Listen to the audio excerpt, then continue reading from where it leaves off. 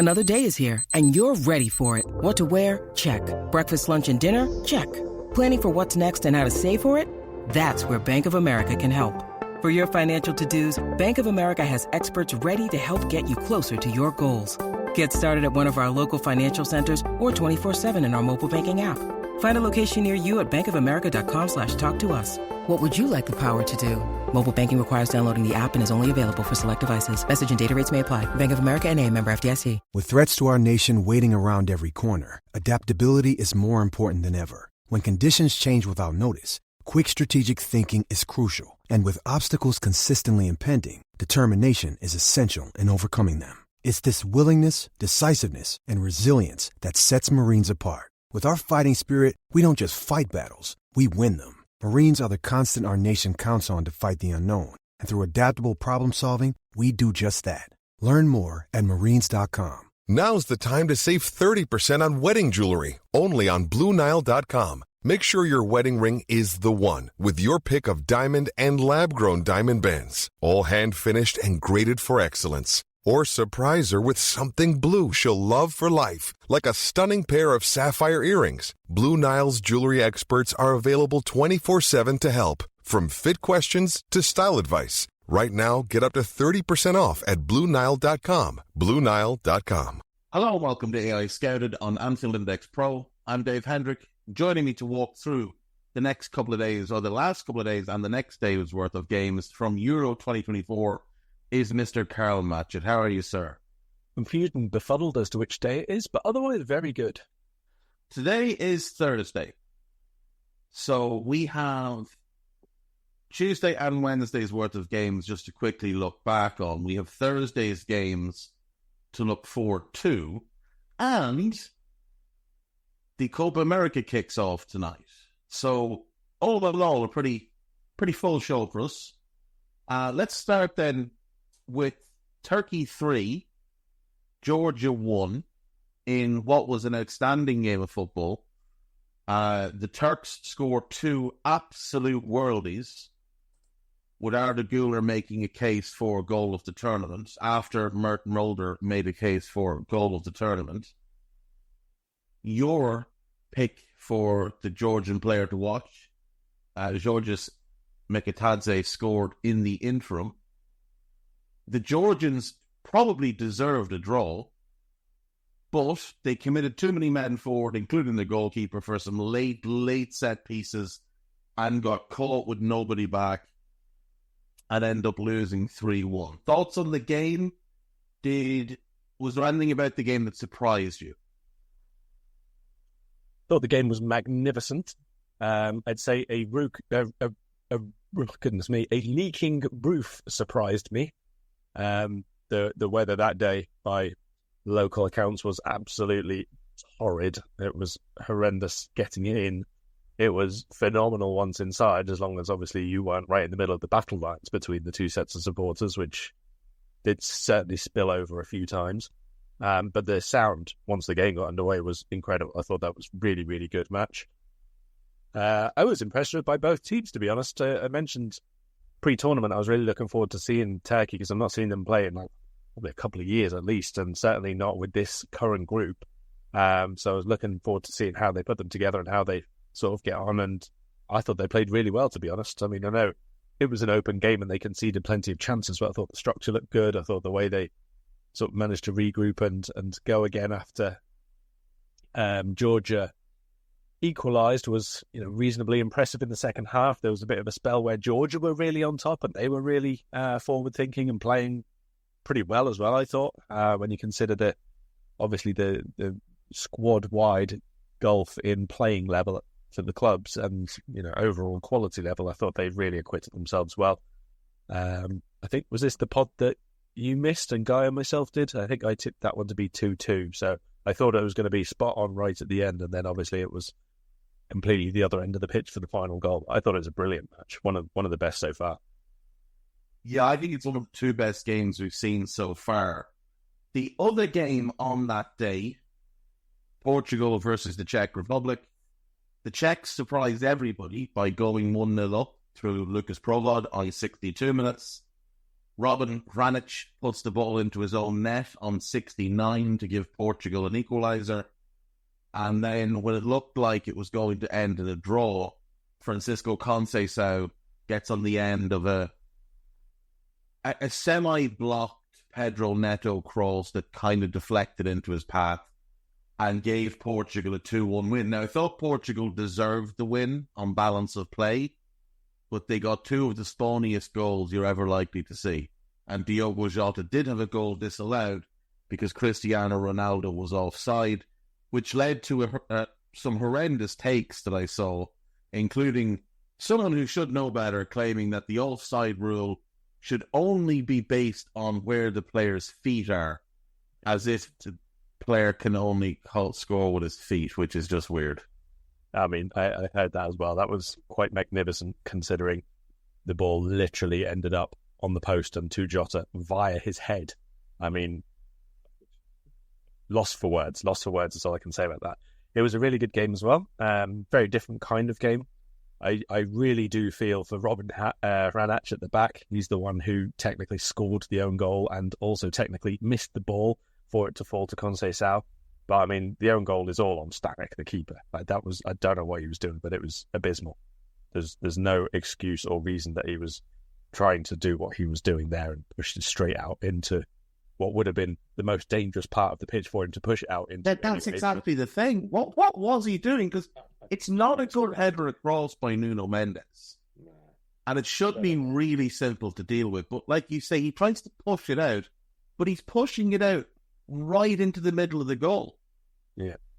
No, nothing about his decision-making there was any good, unfortunately, and that was really, really costly. I mean, there was still obviously quite a way to go, still 20 minutes to play, and maybe Portugal find a way through anyway, but that was a gift. It really, really wasn't. They'd worked obviously very, very hard to keep them at bay up until that point. And then Hranic at the end of the game, you can see most of the players, the 90-minute players at least, are out on their feet, and he's literally unable to move his body like within a few centimetres in each direction, and it just sort of squirmed through his leg, and then he looks and it's right behind him and he still can't do anything about it. I did feel sorry for him at that point, but credit, I suppose, to Martinez for some of the substitutions. They were very forward-thinking, at least. I'm not completely sure I enjoyed the initial setup from Portugal, but yeah, that's what he's opted to go with. Not really sure about this Cancelo. I don't even know what role you want to really call it, but anyway, I thought there were moves he could have made earlier, but in the end, his sub got the game done. Yeah, that's the thing. The substitutions did win the game for him. Right, so that brought to an end match day 1. So I'm going to give you 3 statements. I'm going to give you 4 statements, and let me know if you agree or disagree with them. So statement number 1. Turkey versus Georgia was the best game of the first set of games. I think, yes, I agree with that. Statement number 2. England versus Serbia was the most boring game of the first round. It'd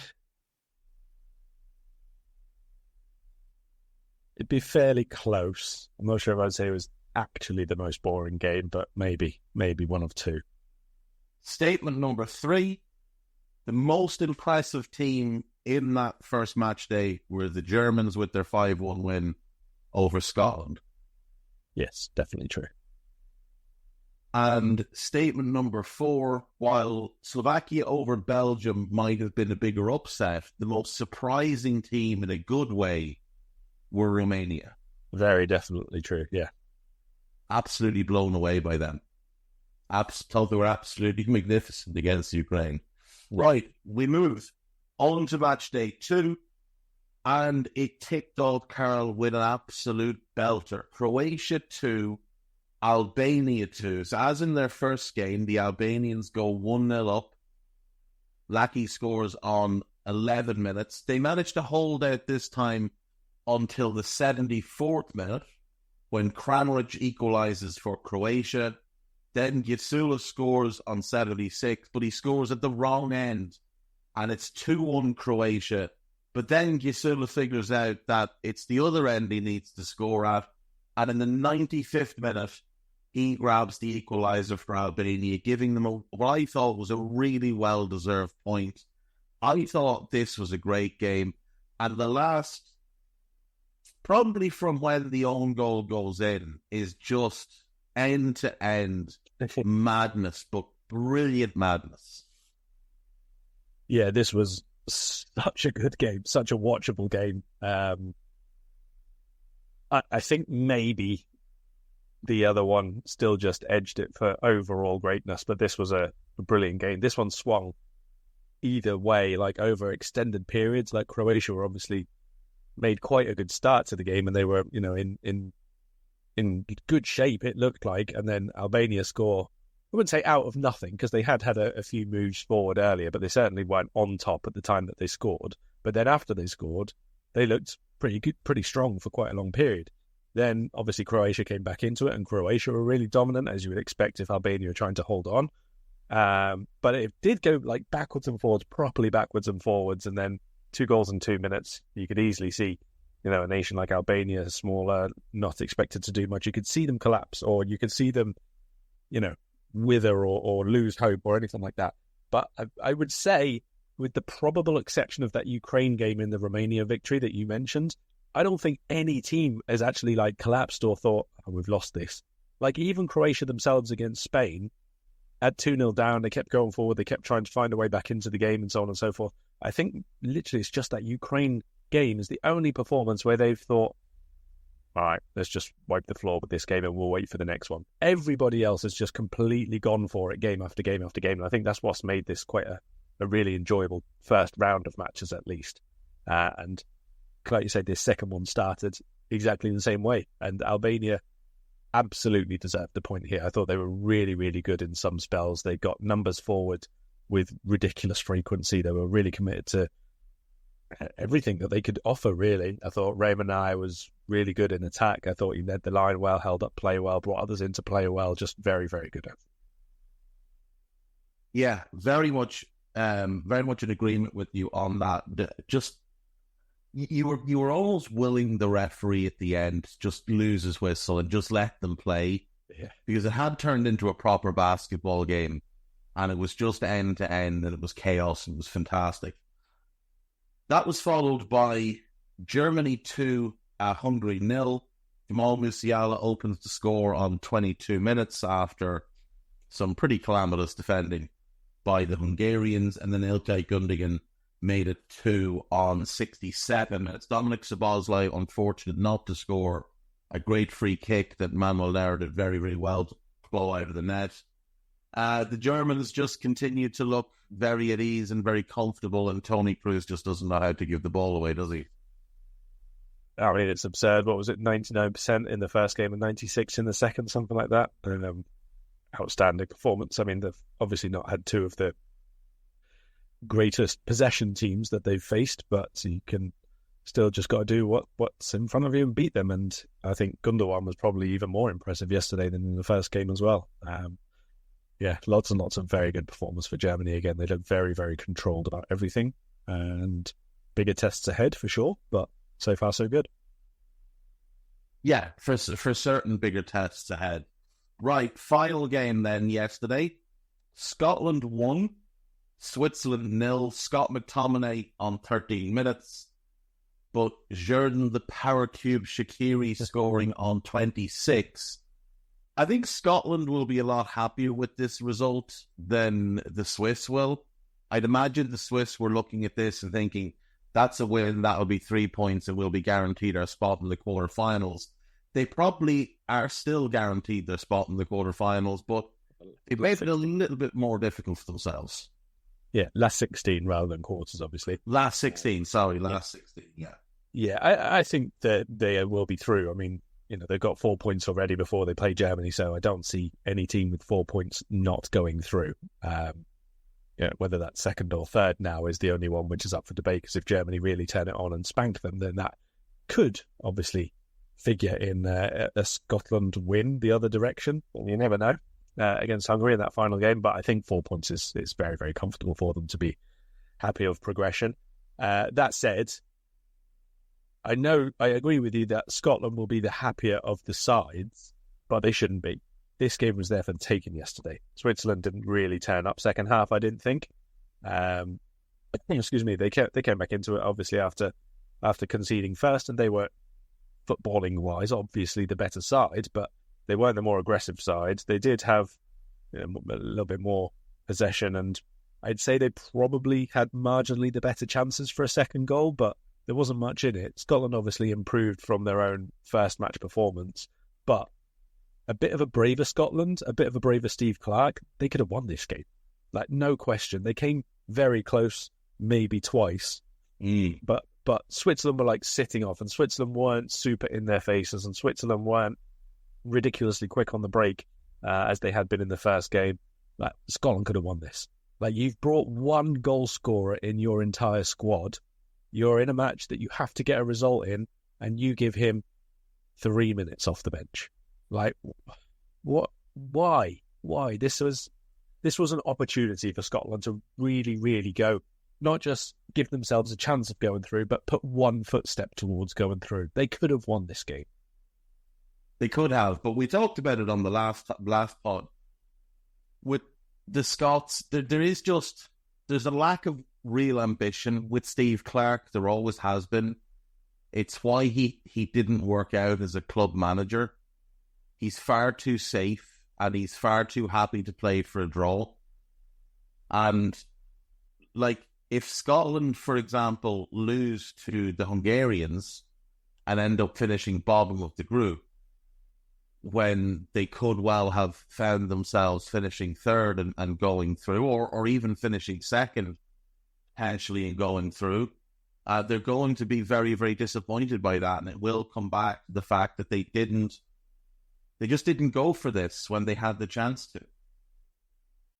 When you need mealtime inspiration, it's worth shopping Kroger, where you'll find over 30,000 mouth-watering choices that excite your inner foodie. And no matter what tasty choice you make, you'll enjoy our everyday low prices, plus extra ways to save, like digital coupons worth over $600 each week. You can also save up to $1 off per gallon at the pump with fuel points. More savings and more inspiring flavors make shopping Kroger worth it every time. Kroger, fresh for everyone. Fuel restrictions apply. Yeah, agree. Hungary in the last game is obviously a must-win for both nations, and that should be a ferocious battle, to be honest. But if they don't do it, or if it ends in a draw, I think this is the one that they're going to regret, basically. Yeah, I think so. Right, on to today's games. So we start off at 2 p.m. It is Slovenia versus Serbia. Obviously, Serbia played England in their first game and lost 1-0. Slovenia came from 1-0 down to equalise and draw with Denmark. This one, probably not one of the most anticipated games in the competition, but I think for both teams represents a chance to go and get themselves 3 points, and particularly for Slovenia, 3 points here will put them almost certainly going through. If not in second, then certainly is one of the best third-place teams. Yeah, agree. At that point, Slovenia got in the first game. That could well be massive for them. Like, obviously, it's going to be a difficult game. I think this is a really, really interesting matchup. I know it's not headline names that are going to, grab the casual observers or people who are at work are not going to try and sneak off to watch this game or anything like that. But I think that this is a really, really fascinating game in terms of how the group is at the minute, but also in terms of the playing styles, the setups of both of these teams. Like Slovenia, I didn't think that they looked that good against Denmark. Denmark, I think, should have gone on and won the game, should have been better than they were second half and so on. But they do have a lot of tenacity. They have a really good setup. They have very, very defined roles for players. And of course, they have like maybe 2-3 players who are like a few levels above and they can rely on in different moments. I think they'll give Serbia a very, very good game. And I think if Slovenia score first, Serbia's response is going to be really interesting because they have to get a result here. They have to get something from this game. And we know that they've got the individual quality to do it, but as we so often refer to, the team mentality is still under question. Yeah, Yeah, very much so, and will be until they prove otherwise. In the second game, then, it is Denmark versus England, and obviously, as we said, they won in the first game, and they were fine. Like, they weren't bad, they weren't good, they were just fine. A lot of talk around whether Southgate will make any changes. I expect him to go with the same 11 that started against Serbia. So Phil Foden on the left wing, out of position. Kieran Trippier at left back, out of position. And Trent in midfield, out of position. And not give his team the best opportunity to be their best selves. But look, I think he made the decision that that's what he was going to do ahead of this tournament. So I suppose you give him some credit for not jumping away from it straight away. What are your thoughts on this game, and do you think he'll make any changes? I don't think that there will necessarily be any changes. I honestly, I think that the Foden thing would be not necessarily great or fine or whatever, but I do think it would be much, much less of an issue if left back wasn't Kieran Trippier. I really do.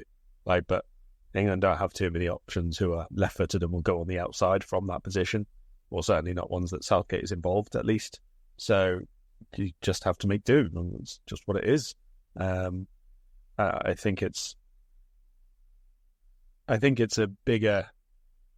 Sorry, I think it's being made to be a bigger issue than it is, if I'm being honest, because you don't have to have 11 brilliantly playing stars at the peak of their performance to win a tournament, and that's obviously what England's aim is. You just have to have a team that works and beats other people. And while there will come a point when you need everybody playing really well, that doesn't necessarily mean that Foden has to be taking on 3 people and creating 2 goals every game. Like, he can do other roles, even if you're not getting the very best out of him, if that's what's needed in that game. I don't care about the rest of it. You just win the game. You do whatever is necessary for it.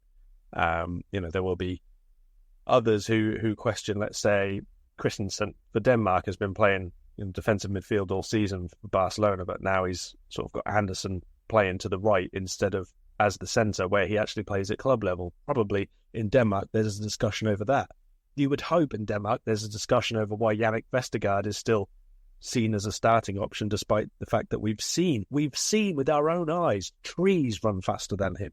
Like, it's questionable at the very least, even if it's not the be-all and end-all of Denmark achieving their ambitions. Like, I think there's always going to be something you can look at and say, well, this should be different, this should be different. And England obviously come under far more scrutiny than a lot of other nations, partly because we are a massive, massive bunch of weirdos when it comes to picking out every single problem we can see. But until England completely lose the plot in a game because of these decisions, I don't really see the issue with it. I really don't. No, it only really becomes an issue if England lose. And if it's because of those things. Yeah, well, that's exactly it. But I mean, if England were to lose and, let's say, Trippier and Foden play the same way they did in the first game, then it would be at least a contributing factor, because while they might not be responsible for the goal that beats England, people will look at the lack of contribution going forward. I do note there's no conversation around Harry Kane and the fact that he snagged the place out in the first game, but that's to be expected. I would probably also, against Serbia's giants, give a pass on that occasion, in that he occupied a couple of them, and if he drops deeper and gets involved and all those things that people wanted, Bukayo Saka probably gets eaten for dinner. Yeah, that is true. Final game of the day then, Spain versus Italy, the 8 p.m. kickoff. Spain looked very, very, very good against the Croatians. Italy got a shock to start against Albania, but came back and turned the game around quite quickly, and then looked pretty controlled, if not always all that impressive, in the remainder of the game. How do you see this one playing out? That is a good question. I think this is a really tough game to call, to be honest. Spain obviously are more settled in the group that they have, and Spain are more settled in the system that they have than this Italy under Spalletti, obviously. But as we've said a few times, I have huge, enormous doubts over that sort of triangle of Simon, Nacho, and Normand. I'm really, really keen to see this right-sided of Italy battle against Cucurella at left-back for Spain. Chiesa against Cucurella could be like a defining one.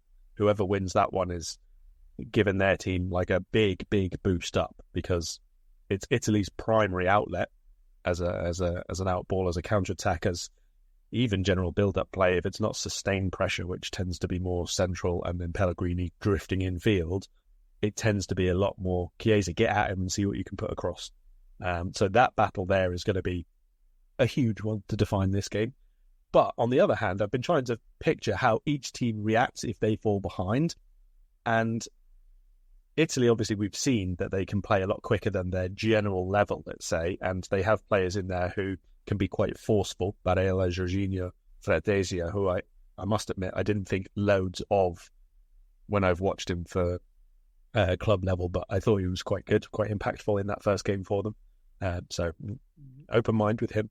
I do think that they've got players who can maybe, should we say, rise to the occasion when things are going bad, more than maybe some of Spain's players have, if you accept Carvajal, Rodri from that kind of group. Yeah, I think that's very fair. There's been quite a bit of talk, actually, about Rodri over the last couple of days, about just his physical levels, because obviously he had a long season with City, and he did speak out of at least once, but I think twice, about just how exhausted he was coming towards the end of the season, and how many games he'd played, and how he was hoping Pep might find a way to rest him, which he didn't, because City couldn't win a game that he didn't play in this past season. So, you know, he's sort of the key figure for them. If he's not at his best, they're just not the same team. Same with City. I really liked Davide Vitesse, and liked him before he went to Inter. Didn't think he did all that well at Inter this past season, but he didn't have a settled role either. So that was a kind of a contributing factor. I like the Italian team. I like the centre-back pairing. I like what they've got at full-back. Obviously a good goalkeeper. Guy is absolutely throwing daggers at you there for saying you he's furious. Like partnership.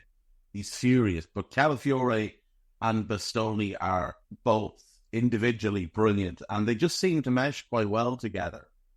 For me, the question, the one player that I look at in their team and I don't like is Jorginho, but he does play better for them than he does at club level.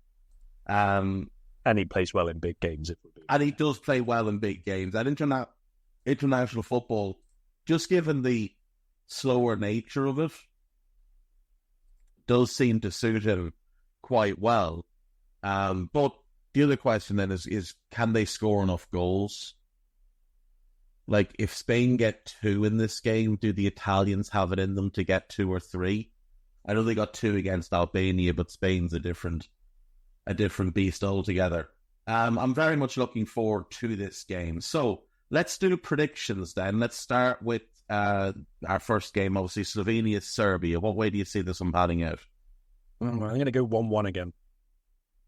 Yeah, I think that's fair. I'll go 2-2. I think a draw as well, but I'll go 2-2 just of a different score. Denmark, England.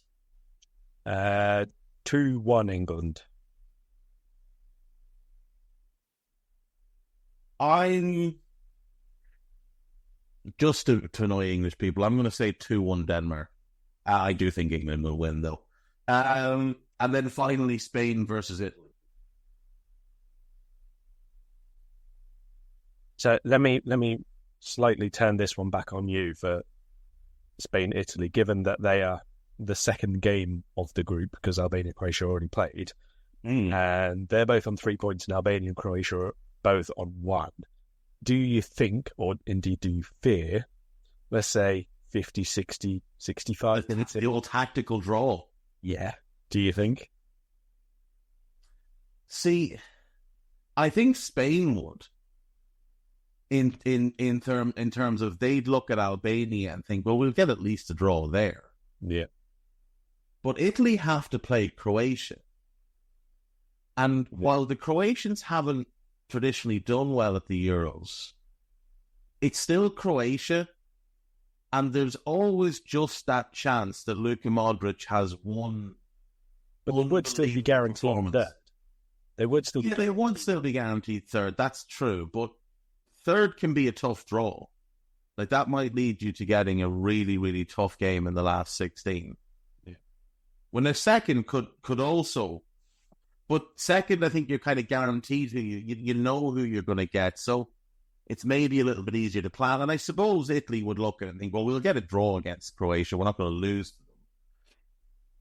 It wouldn't surprise me. It wouldn't surprise. If it was the third game, I would say we're definitely getting a draw. And I don't even think that they try to hide it too much. But I'm going to take a Spain. I'm going to take an Italian win. I'm going to go 2-1 to Italy. I'll go Spain win, then I'll go 2-1, or do I go bigger? I'll go 3-1 Spain. Let's say they really turn up and want to show, put down a marker. Putting a lot of faith in Alvaro Morata. I'm thinking maybe more along the lines of Dani Olmo's fully fit. Would he come in then for Nico Williams? I would imagine so. I don't think Williams was stand out in the first game. No. You know, as an impact sub, obviously a lot to offer there as well. Yeah, I think. And even if Olmo's not fit to start, then Williams running first, tire them out, and then Olmo and Varane and the rest come on. Right. Before we wrap up for today, there is one game in the Copa America. It is Argentina, the defending Copa champions, the defending World Cup winners, taking on Canada in what should be a really good game from Atlanta, Georgia. It's a 1 a.m. kickoff UK time. I'm really excited for the Copa this year. I love the fact that they've got the North American teams in as well. It's 16 teams, which is absolutely perfect for a tournament like this. The Euros, for me, should be 16 teams, though I have to say I am enjoying the Euros so far. But I think this is a really strong way for them to start, because obviously the Canadians have some really good players in their own right. They're a developing football nation, a growing nation. They're going to host or co-host the next World Cup. I'm really excited for this one. Yeah, it should be a really good tournament, to be fair. I would imagine my viewing of this is going to be fairly limited to maybe the 11 o'clock kickoffs. I can tell you right now, I'm not staying up until 2 a.m. to watch Mexico against Jamaica. It's just not going to happen. Look, obviously everyone's going to be looking out for and expecting Argentina and Brazil to go far. That just goes without saying. But I think a lot of the point of the Copa America is, one, sometimes the teams which have been really close to World Cup qualification or have made 1 or 2 World Cup qualifications from the CONMEBOL section put it together for one of these tournaments, because for them it's massive. Obviously, it's the continental competition. We've seen before teams like Chile really, really make a big impression. And so, yeah, 2 going through from each group offers really, really good opportunities for, like you say, Canada and that kind of team. I think everyone probably, from a Liverpool perspective, is going to be eyes on the likes of Uruguay as well and see exactly how our boy does ahead of another campaign of hopeful improvement. Yeah, I think that's a fair shout. I am going to stay up and watch these games, and you're going to bully me and make me get up and do these really early as well. So I will be filing further complaints about harassment in the workplace with Gags and Eddie. Not that they'll give a shit, but on file anyway. Right, we will be back tomorrow to go over the next round or the next day's worth of games and review today's games, and hopefully talk about an England defeat that rocks them to their core, which would just be lovely. Take care of yourselves. Bye-bye. Sports Social Podcast Network.